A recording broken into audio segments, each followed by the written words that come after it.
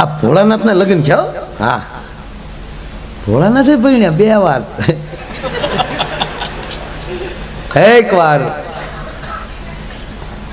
દક્ષ ને ત્યાં, બીજી વાર હિમાલય ને. તે ભોળાનાથની જાન જાતી હતી ને ભાઈ, બાયુ ગીત ગાય, વીરો મારો જગ ભભૂચ્યો હતો, કાંઈ ઝગમગ નહોતો થતો, આખા ઢીલે ભભૂતિની એરુડા ફૂફાડા મારતા હતા.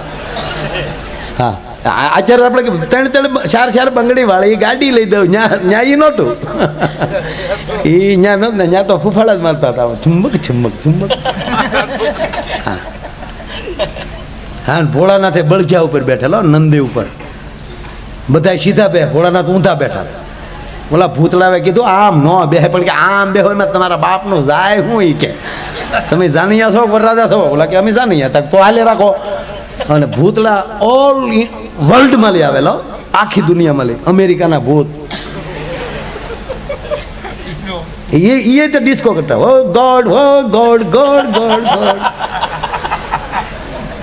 આફ્રિકાના આવેલા, હકો છુક્કુ લાલા મમ્મા જાંબો જાંબો.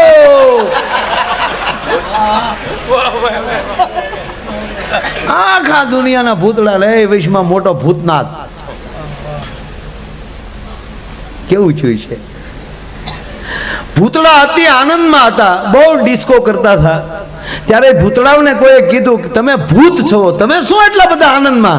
ત્યારે ભૂતળાએ જવાબ આપ્યો હતો કે અત્યાર સુધી અમારી પાસે બાપ હતો, કાલે અમને માં મળવાની છે એટલે અમને આનંદ છે. એ વાત ભોળાનાથ સાંભળી જતા ભોળાનાથ રોવા મળ્યા, અને આંખમાં જે આહુડા પીડ્યા એનો રુદ્રાક્ષ.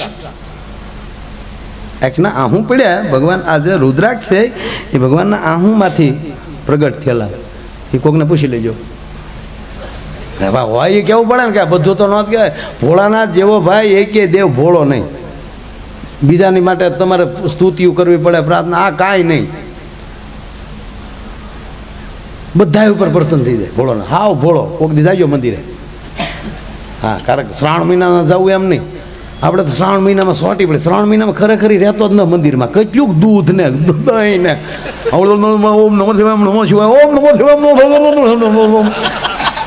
ભોગ દઈ નાખવામાં લોંદા પડે દહીં ના બધા. પાર્વતી કે મારો રોયો હાવ ગોબરો છો. પાર્વતી તો નીકળી જાય તરત ને તરત.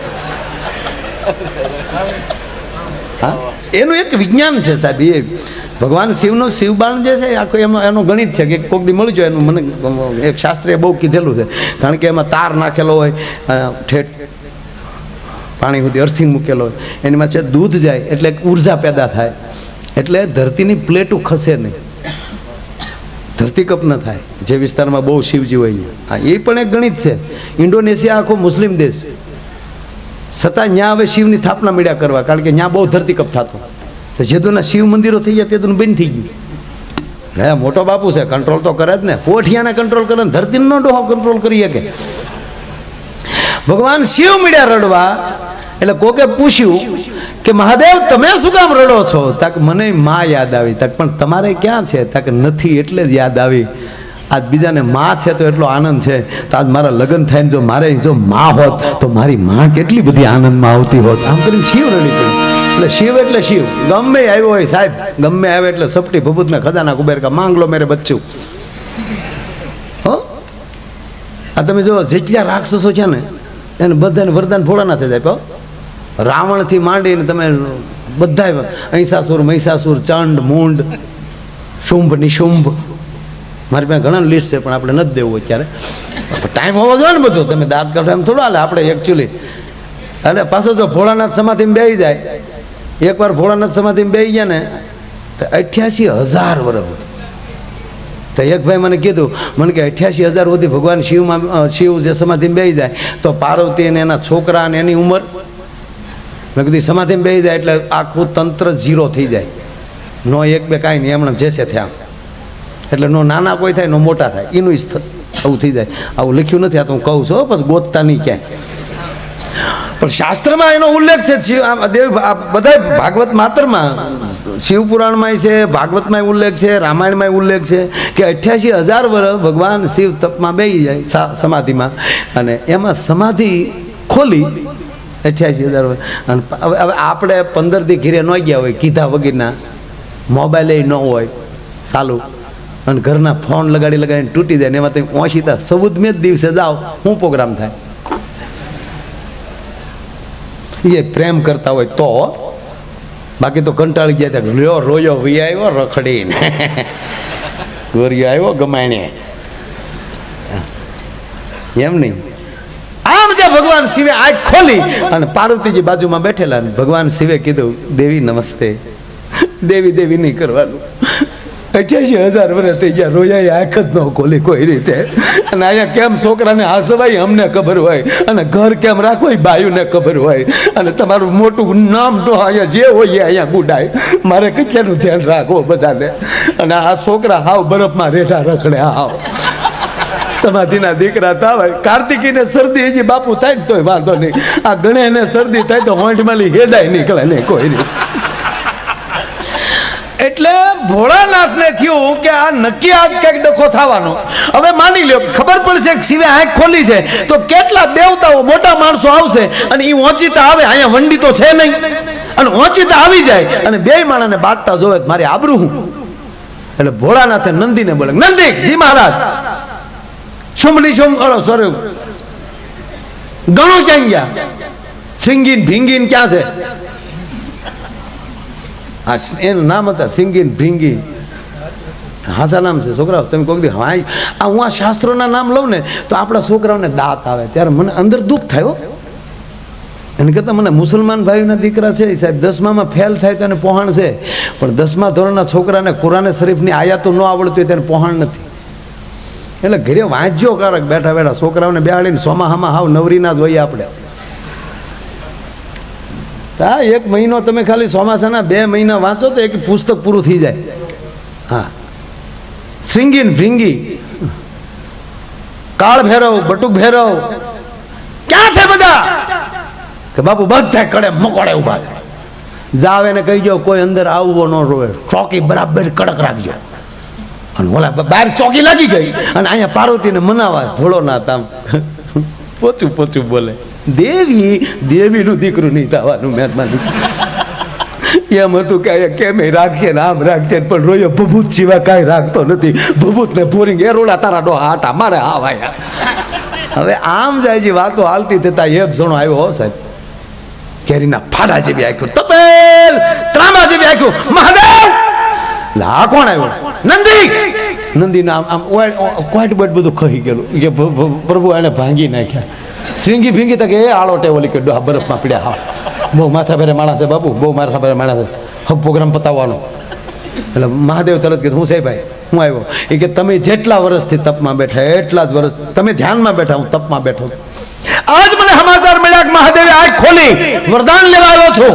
ભોળાનાથ કે માગી જ લે ભાઈ, અહીંયા ઘરનો ડોખો હાલતો એને તો માગ માગ તારે જે જોટી માગી લે. એ કે હું જેની માથે હાથ મૂકી ભસ્મ થઈ જાય. ભોળાનાથ કે દીધું જા. બોલો કે પાકું પાકું જા. એ કે તો ઉભે રહો, મને પ્રયોગ કરવા ગયો. ભોળાનાથ કોઈ રાખ્યો આમ. ભોળાનાથ કે ભાઈ આવું કઈ ન હોય, તારો બાપ રહે પછી બધું બળી જાય બધું. અને ઓલો ભોળાનાથ કરે છોકરાઓને ગણપતિને કાર્તિકેયને આમ પાડીને નીકળી જાય ભોળાનાથ. મોર ભોળાનાથને વાહે ભસ્માસુર રામ રામ ધોડ્યો આવે. અને ભોળાનાથ ધોડતા જાય, જટા છૂટી ગઈ. ગંગાજી નાન્યા ઉતરી ગયા. એ કે એમ કેમ પાછો આવશે, પાછો ગોઠવી દેવાનો, માથે હાથ મૂકે પેલો વારો આપણો આવે. ભી પડે કોઈ ભેળા નથી રહેતા, વાતું થાય. એ દોડતા જતા હતા, ભગવાન શિવ દોડતા જાય કહેતા જાય વિષ્ણુ બચાવ, વિષ્ણુ. વિષ્ણુ ભગવાન કે કાં આવી ગઈ નકુસા માંગલે કીધું ના તથોસ્તુ દીકરા થતા હતા. આય કાઢતો જોતા બહુ આતંકવાદીઓના પેટનો ને તથાસ્તુ કહી ગયો છો તે. મહાદેવ કે જે હોય પણ તું બચાવ. તો ભગવાન વિષ્ણુ જોતા હતા ને એમાં આડો વડલો આવ્યો ને તે ભોળાનાથ દોડતા દોડતા વડલે સડી ગયા. વિષ્ણુને થયું કે હવે નહીં જાવ તો મહાદેવ મુંજા હે, અને જો હું વિષ્ણુ બનીને જાઉં અને માથે હાથ મૂકો, મારી માથે હાથ મૂકે તો હું ભસ્મ થઈ જાઉં, મહાદેવનું વચન ફેલ ન જાય. હવે કરવું શું? એટલે વિષ્ણુએ તાત્કાલિક નિર્ણય કર્યો, વિશ્વ મોહિનીનું રૂપ ધારણ કર્યું. 24 અવતારમાં વિશ્વ મોહિની અવતાર પણ એક કહેવાય છે. 2 વાર ભગવાને વિશ્વ મોહિનીનું રૂપ લીધું, એક સમુદ્ર મંથન વખતે અને એક અહીંયા. હવે નારાયણ પોતે નારાયણી બન્યો હોય, શું ઘટે સાહેબ? આમ જો ઐશ્વર્યા રાયનું 85 નો આવે. હા છોકરા ટના ટન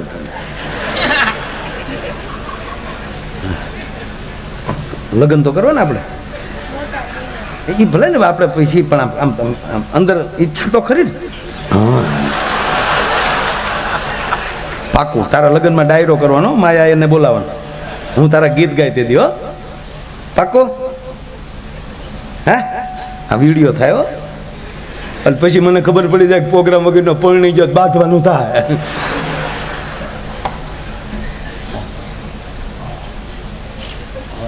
એ આપણી ઉપર પૈસા ઉડે જો, પપ્પા ઉડાડે પૈસા. હે એ પપ્પા શું કામ કરે? ઓય બાપા એ આ તો ખાતા વાળા નીકળે ડો.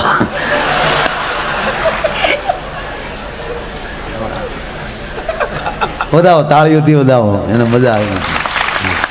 નહીં આના માટે રેકોર્ડ જ છે આ ફોટા. તો એ પછી મોટો થઈને દેખાડી છે કે હું આમ બેઠેલો, તેથી તું એવો રૂડો લાગી ને બીજાને કે હા એ હું તારા લગ્નમાં તો આવી હતી હો, ભલે પ્રોગ્રામ ન કરતા પણ પ્રોગ્રામ કરીને તું તો હાથ પાડી ને, તારે ક્યાં બિલ દેવા.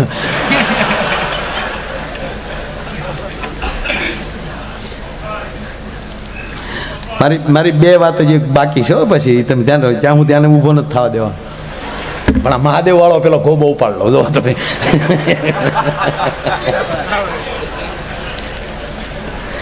ભગવાન વિષ્ણુએ મોહિની રૂપ ધારણ કર્યું, આવે છે અને રજૂ થાય છે ને કાંઈ નહીં, ડાયરેક્ટ વિષ્ણુ મોહિની રૂપ ધારણ કરીને ભાઈ સૌરૂપાન સુંદરીઓ અને સીધું ભસ્માસુર સામું નાચવાનું શરૂ કર્યું. ધા દઈ તકડે દિન દિન ધા ધા દઈ ધા દઈ તકડે દિન દિન તકડે દિન દિન. તો ભસ્માસુર ભોળાનાથ ને ભૂલી ગયો, એ મીડિયો આમાં ધા દઈ ધા દઈ. નાચતા નાચતા ભસ્માસુરે કીધું ક્યાં નહીં સો? વિષ્ણુ ભગવાન બોલ્યા આઈ નહીં સો. તા ભસ્માસુર બોલ્યો પણ ક્યારે મળ્યા નહીં તક, તમે ક્યારે આ બાજુ આવ્યા ન હોવ ને. ધા દઈ તકડે દિન દિન દિન ધા. આનો જ પ્રસંગ છે. આ તો મારી ઢબથી કહું, એક એક શબ્દ મારો ખીચાનો નથી. એ શબ્દો એમાં છે, એવા તો અહીંથી બોલી નો એકાય. સાહેબ શું વર્ણન કર્યું છે એમાં, કોઈક દી વાંચજો. શિંગાર રસ મૂક્યો છે એમાં. તેથી વિષ્ણુ કેવો લાગતો થયો અને ભોળાનાથની શું પરિસ્થિતિ થઈ ન બોલાય અહીંથી. સાહેબ આ જ પ્રસંગમાં લે હનુમાનનો જન્મ થયેલો છે. ભોળોનાથ ગોથું ખાઈ ગયો કે આ બાઈ કોણ છે? આ ભોળોનાથ સાહેબ લખ્યું નથી એમાં, પણ હું ચોક્કસ કહું કે એ ઘટના તો જ ઘટી હોય. આ વિચાર આવ્યો હોય તો કે આ ભસ્માસુર ન હોત તો આને હેમાળા ભેગી કરત. એવું વિષ્ણુ મોહિનીનું રૂપ ધારણ, અને એવો ને એમાં નારાયણ પોતે નાચતો હોય, વિષ્ણુ નારાયણ. અને એમાં સાંભળી લો કે નૃત્યનો જન્મદાતા કોઈ હોય તો એ શંકર છે, નટરાજ. હવે એ જેને નૃત્યને પેદા કર્યું છે એની સામે કોઈ નૃત્ય ને એમાં નારાયણ પોતે નાચતો હોય, બરાબર માત્રામાં પગ પડતા હોય, ઓલો દાદ કેમ નો આપે? વડલા ઉપર શિવ મીડ્યો ત્રાંડવ કરો, ધા ધઈ આખો વડલો ગમકારા લે. નીચે વિષ્ણુ ને ભસ્માસુર, વડલા ઉપર મહાદેવ ત્રિશુલ, હા નટરાજ બન્યો ઉપર. પછી વાળા ભસ્માસુરે આને પૂછ્યું, ધીરે ધીરે વિષ્ણુને થયું કે હવે આવ્યો આ કંટ્રોલમાં.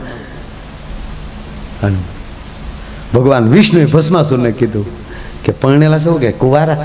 બોલો કે પૂછાતું જ નથી ને, કુવારા હોય તો જ નાચતા હોય ને.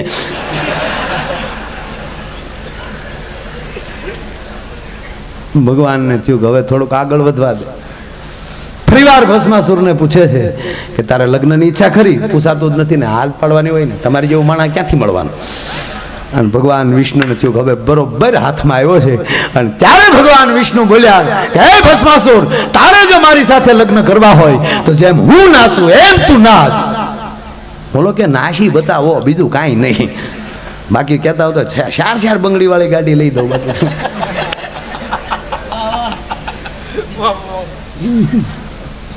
જેમ જેમ ભગવાન વિષ્ણુ મીડ્યા નાચવા, વિશ્વ મોહિનીના મોહમાં આવી અને ભસ્માસુર એવી જ રીતે મીડ્યો નાચવા. અને નાચતા નાચતા ભગવાન વિષ્ણુએ જાય એનો એનો હાથ એના મસ્તક ઉપર મૂક્યો, સામે ભસ્માસુરે જાય એનો એનો હાથ એના મસ્તક ઉપર મૂક્યો. પોતે પોતે બળીને ભસ્મ થઈ ગયો. અહીંયા ભસ્માસુર જેવો ભસ્મ છો તા તો ભોળોનાથ વળવાય પકડે હાડા હાથ. વિષ્ણુનો બાવડું પડીને કે ક્યાં નહીં સો બોલ્યો છે મહાદેવા.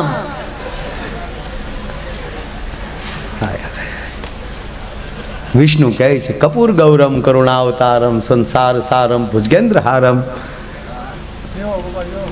કપૂર ગૌરમ હે કપૂર જેવા ગૌર વર્ણ વાળા કપૂર ગૌરમ કરુણા કરંતમ તું કરુણા કરાવનારો છો, તું અમારી ઉપર કરુણા કરે. સંસાર સારમ સંસારના સારને તું તારનારો છો. ભુજગેન્દ્ર હારમ તારી ડોકમાં સર્પને ધારણ કરનારો છો. કપૂર ગૌરમ કરુણાવતારમ સંસાર સારમ ભુજગેન્દ્ર હારમ સદા વસંતમ હૃદયાર વિંદે કાયમ મારા હૃદયમાં તું વસનારો છો. તોય ભોળાનાથને જે ટપો નથી પડતો એને કહો મને પ્રેમ કરે છે, મને પ્રેમ કરે. ભવમ ભવાની સહિતમ નમામી. તારા ઘરમાં ભવાની જેવી બેઠી છે મારી સામું જોશો. બોલો કે ભાઈ એ બધું ભૂલી જાની ભોળાનાથ. એકચ્યુઅલી તારે શું કરવું એ ગયા ને યાર.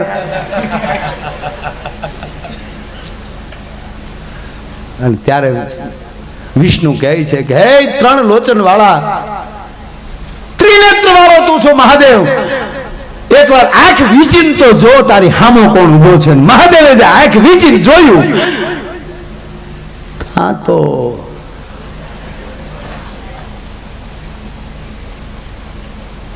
મંગલમ ભગવાન વિષ્ણુ મંગલમ ગરુડ ધજનમ મંગલમ પુત્રી કાષ્ટમ મંગલાય તનો હરવી સર્વ મંગલ માંગલે શિવે સર્વાર્થ સાધિકે શરણે ત્રંબકે ગૌરી નારાયણી. આ તો તુંય નારાયણી વાળો છો.